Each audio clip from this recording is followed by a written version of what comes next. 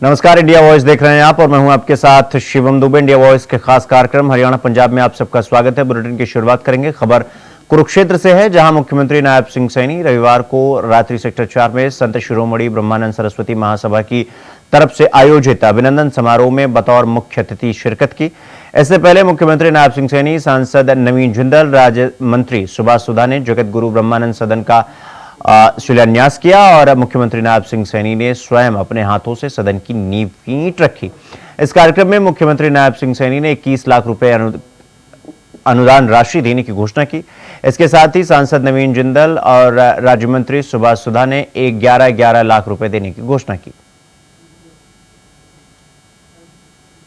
मेरा ये परम सौभाग्य है कि आज जगत गुरु परम आदरणीय गुरु ब्रह्मानंद जी महाराज के इस भवन के अवसर के ऊपर आज मुझे आने का अवसर मिला है। अभी तो हम 11 लाख रुपया अपने सुभाष सुधा जी दे रहे हैं, 11 लाख रुपया हमारे नवीन जिंदल जी दे रहे हैं और 21 लाख रुपया मैं दे रहा हूं इस पवित्र। अगली खबर रोहतक से है, जहां पेरिस ओलंपिक में 10 मीटर एयर राइफल में गांव गोरिया झज्जर जिले के हरियाणा की 20 वर्षीय मनु भाकर द्वारा कांस्य पदक जीतने पर पूर्व मुख्यमंत्री भूपेंद्र सिंह हुड्डा ने उन्हें बधाई दी और कहा कि ओलंपिक में रवाना होने से पहले मनु भाकर ने उनसे भेंट कर यह कहा था कि वो पदक जरूर लौटेगी। अभी मनु भाकर के और भी इवेंट बाकी हैं और उनसे और भी पदकों की उम्मीद है और उन्होंने उम्मीद जताई कि हरियाणा से दूसरे खेलों के लिए गए खिलाड़ी भी अच्छा प्रदर्शन करेंगे और पदक लेकर लौटेंगे।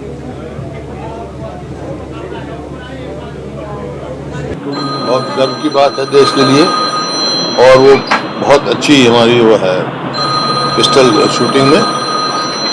पहले भी उसने एशिया में भी और कई जगह पहले भी इनाम दिए हैं और जाने से पहले मिलके गए हैं।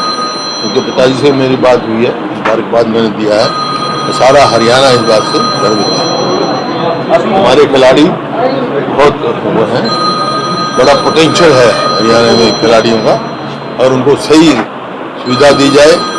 जैसे हमने स्टेडियम बनाए थे, आज स्टेडियम की मेंटेनेंस नहीं है तो इस प्रकार से उनको प्रोत्साहन देना चाहिए।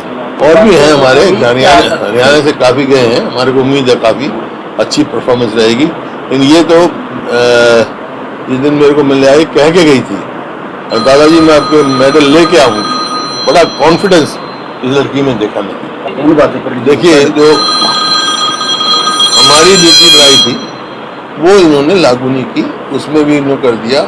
वो एक भी डीएसपी भर्ती नहीं किया। मतलब क्या है, स्पोर्ट्स जो है पोटेंशियल है, ये कैसे हम खिलाड़ी पैदा कर सकते हैं। जैसे हम तो स्कूल लेवल पे आइडेंटिफाई करने लगे थे, स्पेट नाम से हमारी तो वो पॉलिसी थी।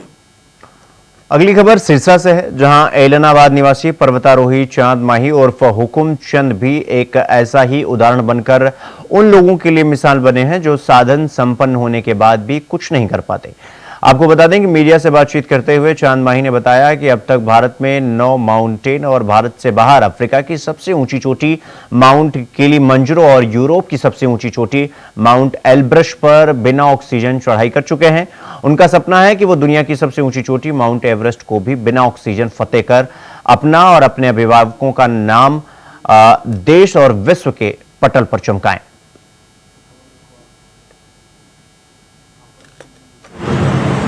मैंने अभी तक से बाहर इंडिया से बाहर 2 माउंटेन किए हैं। एक साउथ अफ्रीका में माउंट किलिमंजारो और एक रशिया में यूरोप पे माउंट एल्ब्रस और इंडिया में मैंने अभी तक 9 माउंटेन किए हैं। तो मेरा जो फैमिली बैकग्राउंड है वो थोड़ा मिडिल क्लास से भी थोड़ा ज़्यादा है, क्योंकि हमारे जो मेरे समाज में लोग पढ़ते नहीं हैं, सिर्फ अपना गुजारा करते हैं, ज़्यादा पढ़ लिखे लोग नहीं हैं। और मैंने ये ध्यान रखा है कि मुझे माउंट एवरेस्ट करना है, जो दुनिया की सबसे बड़ी चोटी है और वो एक ऐसा टास्क है जो शायद अभी तक 1-2 लोगों ने किया है। जैसे माउंट एवरेस्ट तो काफ़ी लोग कर चुके हैं और कर रहे हैं। मेरा एक है कि मैं बिना ऑक्सीजन करना चाहता हूँ। तो मुझे आज तक जितने भी मैंने माउंटेन किए हैं मेरे शहर से सहयोग मिला है, शहर से जो संस्थाएं हैं, सामाजिक संस्थाएं, उन्होंने सहयोग किया है और मुझे सरकार से या किसी अधिकारी से कोई सहयोग नहीं मिला है। अभी जो माउंट एवरेस्ट है करने जा रहा हूँ, इसकी जो अनुमानित लागत है वो 30 से 35 लाख रुपए है। तो मैं आप सभी पत्रकार छायाकार साथियों से ये कहना चाहता हूँ कि मेरी बात आगे सरकार तक पहुँचे या आगे जो समाज सेवी हैं या जो कोई बड़ी कंपनियां उन तक पहुँचें, तो मुझे सहयोग मिले और मैं अपने देश का, अपने शहर का, अपने राज्य का नाम और ऊंचा करना चाहता हूँ।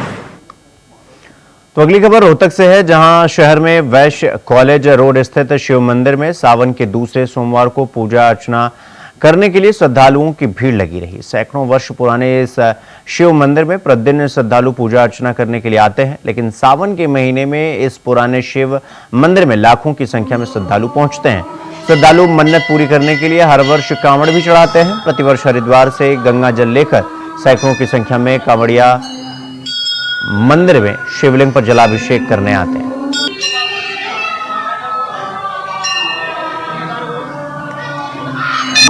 रोहतक के सभी भक्तों को मेरी तरफ से हर हर महादेव।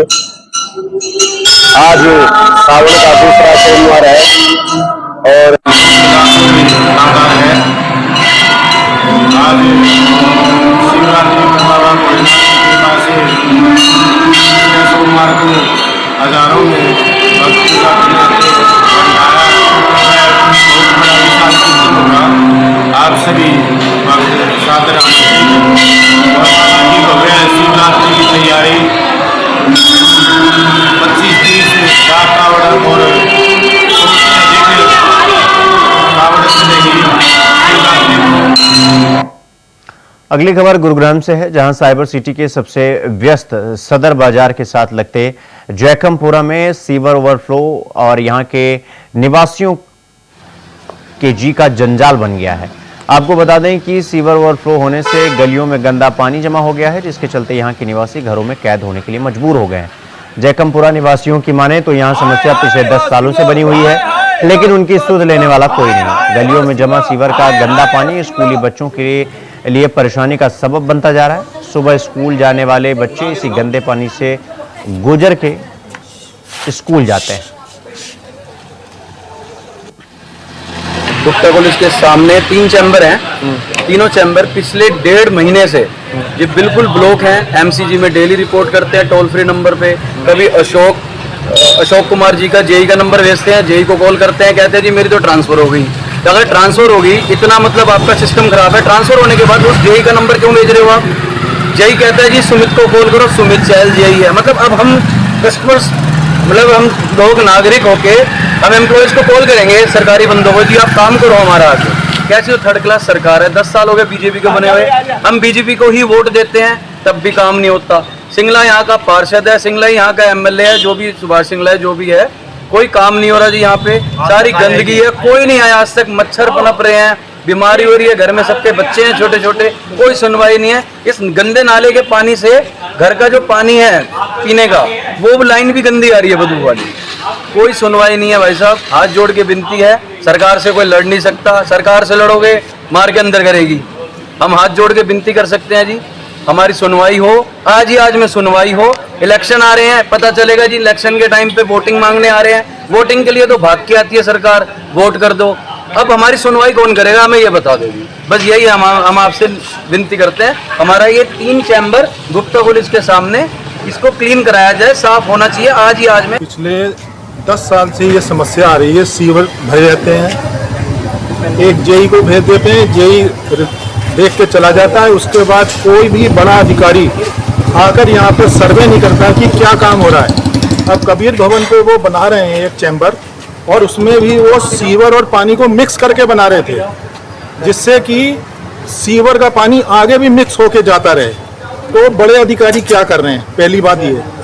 दूसरा, जो हमारा न्यू गुड़गांव है, उसकी मैंने 10 साल की यूट्यूब देखी है। रोज की रोज वहाँ पर पानी भरता है।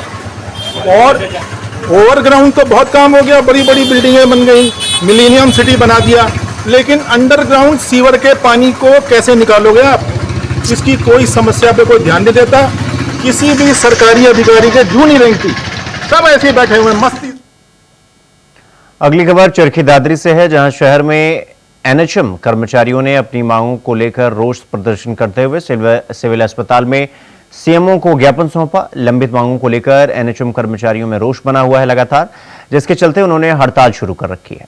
उनकी मांगों पर संज्ञान नहीं लिए जाने पर हड़ताली कर्मचारी सोमवार को चरखी दादरी में रोहतक चौक के समीप स्थित मातृ शिशु अस्पताल में एकत्रित हुए। उसके बाद वो जिला प्रधान सोमवीर शर्मा की अगुवाई में शहर में प्रदर्शन करते हुए चरखी दादरी सिविल अस्पताल पहुंचे, जहां अपनी मांगों को लेकर धरना प्रदर्शन किया और अपनी मांगों को लेकर सीएमओ को ज्ञापन भी सौंपा।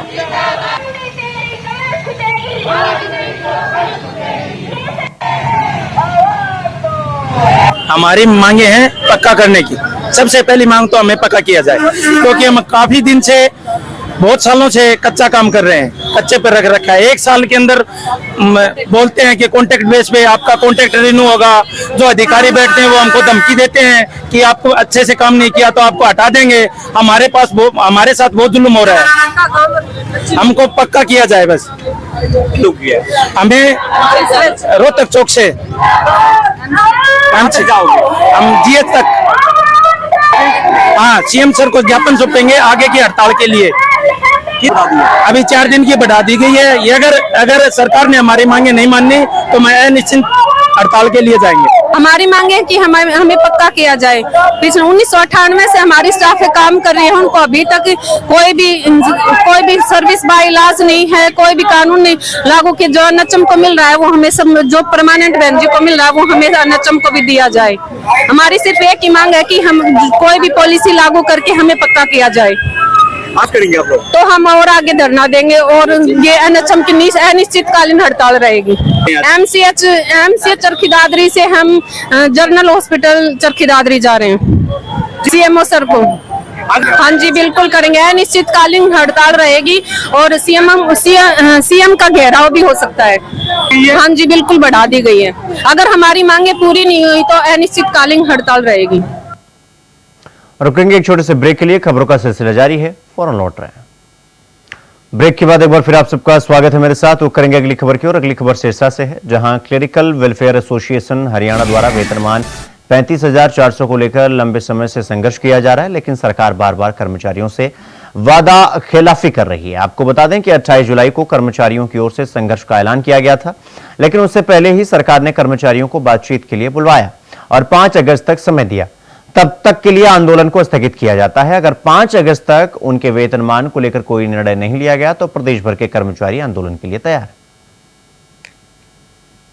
लेकिन क्लेरिकल एसोसिएशन वेलफेयर सोसाइटी पिछले 3 से 3.5 वर्षों से अपनी जो ग्रेड पे की जो मांग को लेकर के धरना भी दिया है और संघर्षरत है। इसी कड़ी में हमारा कल 28 जुलाई को चंडीगढ़ सीएम आवास घेराव का कार्यक्रम था, जिसके कार्यक्रम से पहले ही सरकार द्वारा हमें 27 तारीख को chief principal secretary to CM Shri Rajesh Kullar ji ने मीटिंग के लिए बुलाया था और उस मीटिंग में उन्होंने हमें फिर एक भरोसा दिलाया था कि आपका सोमवार से आपके 2 साथी हमारे पास डेप्यूट कर दीजिए और हम आपकी जो जायज़ मांग है उसको पूरा करेंगे और 5 तारीख तक आपकी एसोसिएशन को ये कंफर्म हो जाएगा कि आपको हम जो है आपका वेतनमान दे देंगे।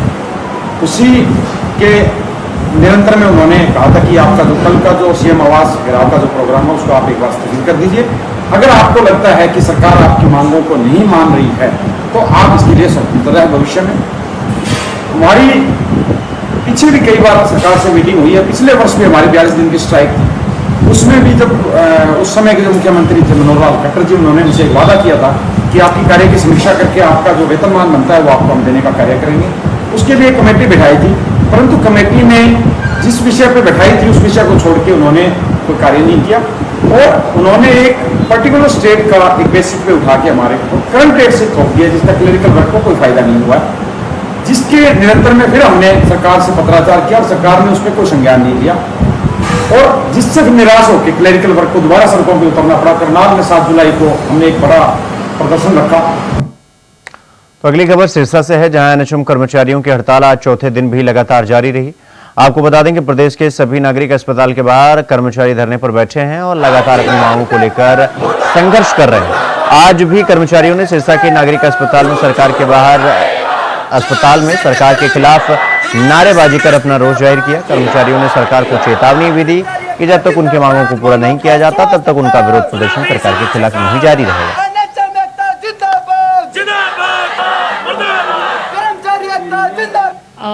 मैं पहले तो खुशी से यही कहूंगी कि जो हमारी हड़ताल चल रही है, आज चौथा दिन है, बड़ा सफलतापूर्वक चल रहा है। बड़े हमारे एनएचएम के कर्मचारी हैं, बढ़ चढ़ के भाग ले रहे हैं, क्योंकि जितनी हरासमेंट गवर्नमेंट हम एम्प्लॉयज के साथ कर रही है, जब भी कोई नई महामारी आती है तो उन्हें सिर्फ और सिर्फ एनएचएम एम्प्लॉय ही दिखाई देते हैं, जो फ्रंट लाइन पे खड़े होकर अपना परिवार तक छोड़कर जॉब कर रहे हैं, ड्यूटी कर रहे हैं, सरकार का हर कहना मानते हैं, अंडरटेकिंग तक देने को तैयार हैं। लेकिन सरकार है वो एनएचएम को बिल्कुल कुछ नहीं समझ रही है, उनके हकों को नहीं समझ रही है। वो इतने सालों से यही नहीं समझ पाई है कि एनएचएम की मेन डिमांड्स क्या है। तो जो भी हरासमेंट्स है सरकार की और जो भी सरकार का रुख है हमारे एनएचएम एम्प्लॉय के साथ, वो सही नहीं है। हम इसी वजह से ही स्ट्राइक कर रहे हैं। हमारी कोई भी मांग नाजायज नहीं है, हमारी सारी मांगे ही जायज हैं। ठीक है, हम चाहते हैं समान पद समान वेतन। ठीक है, हमें सरकार बिल्कुल विपक्ष न समझे, हम भी एम्प्लॉयज ही हैं, हेल्थ के एम्प्लॉयज हैं। अभी कोरोना महामारी में देखा आपने, फ्रंट लाइन पे हमने अपने बच्चों तक को छोड़ा। रुक करेंगे अगली खबर की ओर। अगली खबर यमुनानगर से है, जहां जगाधरी रेलवे स्टेशन पर सोमवार सुबह ट्रेन की चपेट में आने से एक युवक की मौत हो गई। शिनाख्त नहीं होने पर पुलिस ने शव को फिलहाल मोर्चरी में रखवा दिया है और आगे की जांच पड़ताल शुरू कर दी है।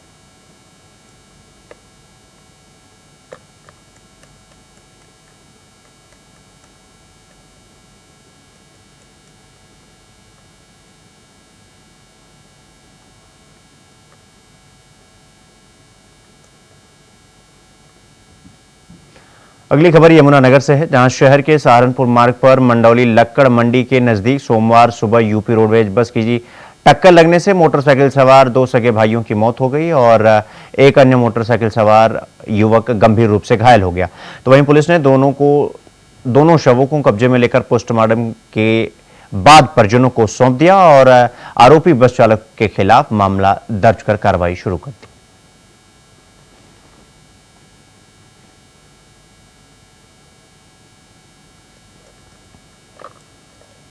खबर गुरुग्राम से है, जहां उत्तर भारत में कांवड़ियों के साथ बढ़ते सड़क हादसे के बाद गुरुग्राम पुलिस ने कांवड़ियों की सुरक्षा को सुनिश्चित करने के लिए कमर कस ली है और कांवड़ियों को किसी भी प्रकार की असुविधा न हो, इसके लिए पुलिस ने पुख्ता इंतजाम भी किए हैं। नेशनल हाईवे 48 और नेशनल हाईवे 248A पर कांवड़ियों के लिए बैरिकेडिंग कर अलग से व्यवस्था की गई है। इसके अलावा ड्रोन से कांवड़ियों की निगरानी भी की जा रही है। कांवड़ियों को यात्रा के दौरान कोई परेशानी न हो, इसके लिए कुछ स्थानों पर ट्रैफिक को भी डायवर्ट किया गया।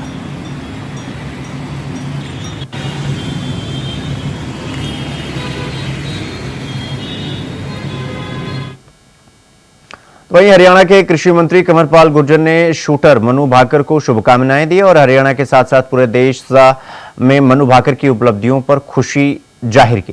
कंवरपाल गुर्जर ने यह कहा कि मनु भाकर ने न केवल हरियाणा का बल्कि पूरे देश का नाम विश्व में रोशन किया है और इसके पहले भी प्रदेश और देश का मान सम्मान बढ़ाया है। मनु भाकर ने शूटिंग में नए आयाम स्थापित किए हैं और इस बार उसने इतिहास रच दिया है।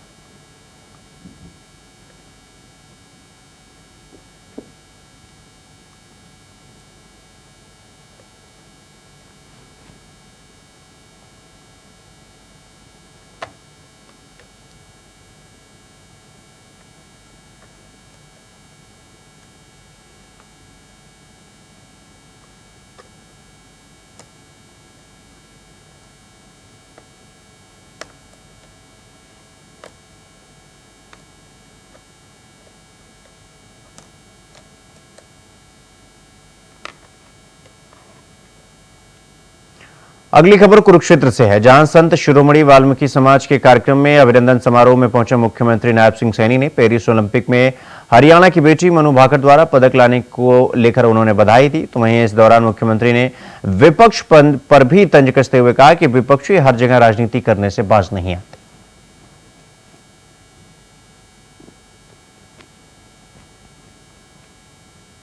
खबरों में आगे बढ़ेंगे। अगली खबर अंबाला से है, जहां हाल ही में एनसीपी नेता शरद पवार ने देश के गृह मंत्री अमित शाह को लेकर बयान दिया तो शरद पवार भाजपा नेताओं के निशाने पर आ गए। हरियाणा के परिवहन मंत्री असीम गोयल ने शरद पवार पर पलटवार करते हुए कहा कि शरद पवार की यह शब्दावली ये साबित करती है कि यह उनके सत्ता में न आने का फ्रस्ट्रेशन है।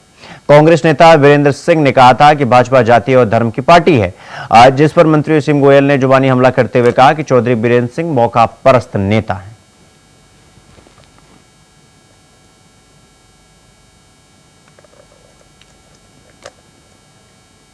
वहीं शिरोमणि अकाली दल के वरिष्ठ नेता प्रेम सिंह चंदूमाजरा एजू अम्बाला के श्री पंकोजरा साहिब पहुंचे, जहां पहुंचकर गुरुद्वारा साहिब में माथा टेकने के बाद उन्होंने संगतों को श्री गुरु हरिकृष्ण साहिब जी के प्रकाशोत्सव की बधाई दी। जिसके बाद मीडिया से रूबरू होते हुए चंदूमाजरा ने यह कहा कि वो हरियाणा के सिखों को अकेला नहीं छोड़ेंगे। उन्होंने कहा कि रिंग रोड के साथ सर्विस लाइन बनाने के लिए वो नितिन गडकरी से मिलेंगे और उसे बनवाने का काम करेंगे।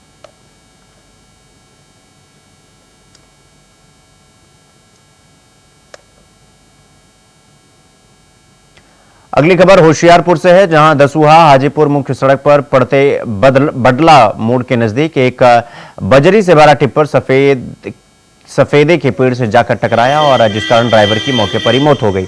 तो वहीं जानकारी देते हुए स्थानीय लोगों ने बताया कि यह एक हाजीपुर से दसूहा की तरफ जा रहा था ये टिप्पर, और जब ये टिप्पर बडला मोड़ नजदीक पहुंचा तो सड़क पर अनियंत्रित होकर इधर उधर जाने लगा और पेड़ से टकरा गया।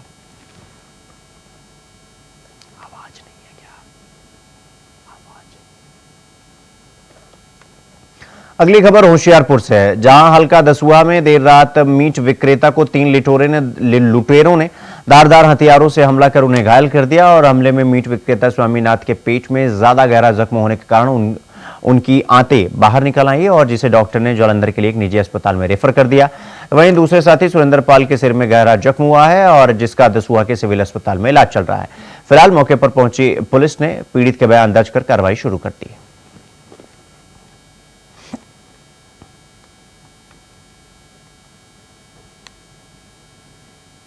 खबर समराला से है, जहां आज शाम करीब 5 बजे समराला के बाईपास पर मोटरसाइकिल का टायर फटने से मोटरसाइकिल असंतुलित हो गई और जिससे मोटरसाइकिल पर सवार तीन लोग समराला के बाईपास स्थित दयालपुर पुल से नीचे गिर गए, जिनमें से मोटरसाइकिल पर सवार 2 लड़कियों की मौके पर ही मौत हो गई और एक युवक गंभीर रूप से घायल हो गया, जिसको गंभीर हालत में लुधियाना अस्पताल में रेफर करवा दिया गया और तीनों मोटरसाइकिल सवार लुधियाना के रहने वाले बताए जा रहे हैं।